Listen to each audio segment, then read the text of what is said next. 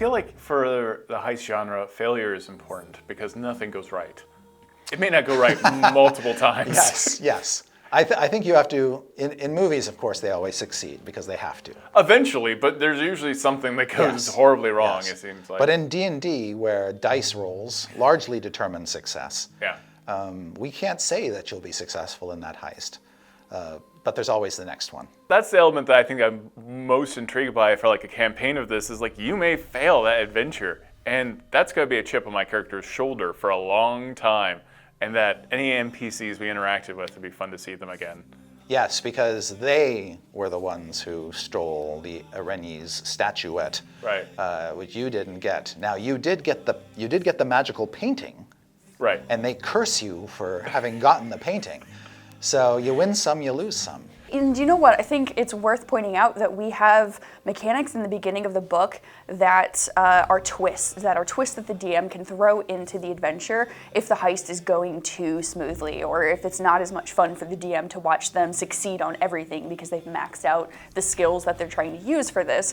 So we have several ways that the DM can throw the players off guard, and that's presented in the introduction of the book.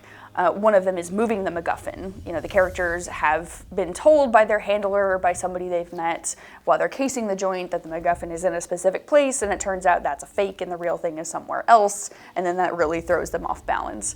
Another thing is that there is a rival crew that you can run in any of the adventures in this book, and the book gives you instructions about who they might be working for each adventure, because there are, of course, adversarial groups that the characters are clashing with, and what the stats are, and a little bit of like randomly generated backgrounds for some of these opposing crews. So that way, when the characters want to inevitably, we'll just confront our rivals and we'll ask them, do they want to join this, or maybe we'll try to fight them, or maybe we'll try to, overcome them. Then that information is there at the DM's fingertips when the players want to do something that's a little bit off track. Not only do you have the rivals, but you have often NPCs who are guarding the MacGuffin or have the MacGuffin.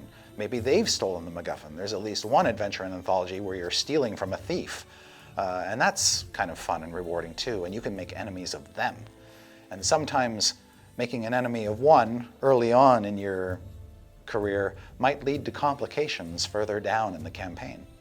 It does feel like a lot of the heist genre does revolve around a center antagonist NPC, like that you do kind of love to hate. You're like, this person deserves to be stolen from. And I think that's one of the successful things about a heist is because it's so morally gray often, it's easier going down if you know that the person you're stealing from is a creep. Yeah. It does make it a bit easier. Yes.